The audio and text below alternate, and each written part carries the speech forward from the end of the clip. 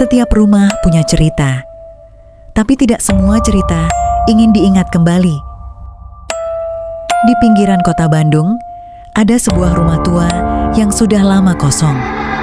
Tidak ada yang berani mendekat, karena katanya penjaga malam yang dulu bekerja di sana tidak pernah pulang. Beberapa warga bilang, setiap lewat tengah malam, terlihat lampu rumah itu menyala sebentar, lalu padam, seperti ada seseorang yang masih berjaga di dalam. Kali ini, aku akan ceritakan kisah nyata yang pernah terjadi di rumah itu. Kisah tentang seorang penjaga yang menjalankan tugasnya dengan setia, bahkan setelah dia tidak lagi hidup.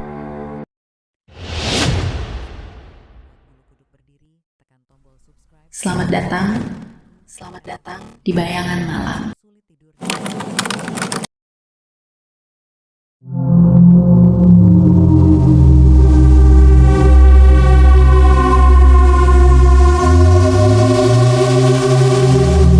Namanya Pak Darto. Sudah hampir 30 tahun ia bekerja sebagai penjaga malam, berpindah dari proyek ke proyek, dari pabrik ke gudang, dan kali ini ke sebuah rumah besar yang sudah lama tak dihuni di daerah Cisarua, Bandung. Rumah itu dulunya milik keluarga keturunan Belanda, namun sejak pemilik terakhirnya meninggal, bangunan itu dibiarkan kosong. Dindingnya sudah berlumut, catnya mengelupas, dan halamannya ditumbuhi rumput setinggi lutut. Malam pertama, Pak Darto hanya membawa senter, termoskopi, dan radio kecil. Ia duduk di pos jaga depan pagar, menatap rumah besar itu yang gelap total. Tak ada apa-apa, tenang. Tapi, menjelang tengah malam, radio tua di sampingnya tiba-tiba menyala sendiri, padahal baterainya sudah dilepas. Dari speakernya terdengar suara perempuan pelan. "Bapak sudah datang ya?" Suara itu hanya sekali, lalu sunyi. Pak Darto mengira itu suara dari pemancar luar. Ia tidak ambil pusing, pekerjaan jaga malam memang sering diselimuti hal-hal aneh.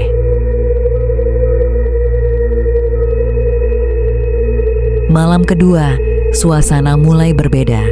Sekitar pukul 11, angin berhembus kencang. Daun-daun bergesekan, seperti langkah kaki di halaman. Pak Darto menyalakan senter dan berjalan mengitari rumah. Begitu sampai di belakang, ia melihat lampu ruang tamu menyala, padahal tidak ada aliran listrik di rumah itu sejak bertahun-tahun lalu. Ia mendekat, mengintip lewat jendela. Di dalam terlihat sesosok perempuan mengenakan kebaya putih, duduk di kursi tua. Punggungnya menghadap jendela. Rambutnya panjang, terurai sampai ke lantai. Pak Darto tertegun. Dia memanggil, "Bu, siapa di dalam?" Tapi sosok itu tidak bergerak. Ketika ia melangkah mundur, lampu di dalam padam seketika. Dan dari arah pintu utama, terdengar suara langkah pelan menuju pagar tempatnya berdiri. Pak Darto langsung berlari kembali ke posnya, menutup pintu kayu kecil, dan tidak tidur sampai subuh. Keesokan paginya, Pak Darto menceritakan kejadian itu pada pemilik lahan, seorang pria muda bernama Hendra. Hendra terdiam, lalu berkata pelan, "Pak, sebaiknya kalau malam jangan keliling ke belakang. Penjaga sebelum Bapak juga melihat hal yang sama." Pak Darto menatapnya bingung. "Penjaga sebelumnya?" Hendra mengangguk. "Iya, tapi beliau meninggal. Katanya jatuh dari tangga waktu masuk ke rumah itu malam-malam." Pak Darto langsung terdiam. Ada hawa dingin menjalar dari ujung tengkuknya. Malam berikutnya ia memutuskan untuk tidak berkeliling. Ia hanya duduk di pos jaga, menatap rumah dari jauh. Tapi sekitar pukul 1, radio tuanya menyala lagi. Kali ini suara yang terdengar berbeda, pelan, parau, dan berat. "Pak Darto, jangan tinggalkan pos, dia belum pergi."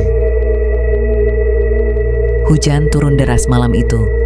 Suara petir membelah langit dan lampu di pos jaga padam total. Pak Darto menyalakan senter, tapi cahayanya redup. Di kejauhan, dari jendela rumah besar itu, terlihat cahaya lampu kuning berkelip-kelip. Dan di antara cahaya itu, tampak bayangan seseorang melambai ke arahnya. "Bu," panggilnya pelan. Tak ada jawaban. Namun semakin lama, bayangan itu tampak semakin dekat, seolah keluar dari rumah, melewati halaman, lalu berhenti tepat di depan pagar. Hujan menutupi pandangannya, tapi ia bisa melihat jelas rambut panjang basah, wajah pucat, dan mata kosong menatapnya. Perempuan itu tidak berbicara, hanya menatap lalu berjalan ke arah pos jaga. Radio di meja kembali menyala. Kali ini suara perempuan muda berbeda dari sebelumnya. "Terima kasih, Pak. Rumah ini sudah dijaga lagi." Beberapa detik kemudian, semua lampu di rumah itu menyala bersamaan, lalu padam. Dan sejak saat itu, rumah itu tidak pernah menyala lagi. Keesokan paginya, warga menemukan pos jaga kosong. Pintu rumah terbuka, dan di kursi depan ruang tamu ada seragam satpam basah kuyup masih lengkap dengan nama bordir Darto. Tidak ada jejak darah, tidak ada tanda perlawanan, hanya aroma melati yang sangat kuat.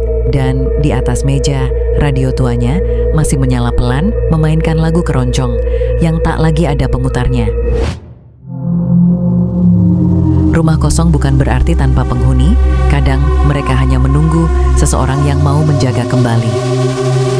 Kalau kamu melewati rumah tua malam-malam, jangan terlalu lama menatap jendelanya.